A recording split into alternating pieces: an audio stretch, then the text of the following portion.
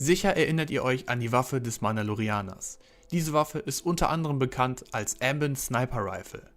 Mit der Waffe konnte man normale Blasterbolzen schießen, man konnte es aber auch mit Patronen laden, wo das Ziel sich auflöst.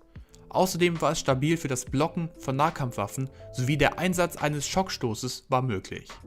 Im Kanon ist Din Djarin der erste, der diese Waffe benutzt hat.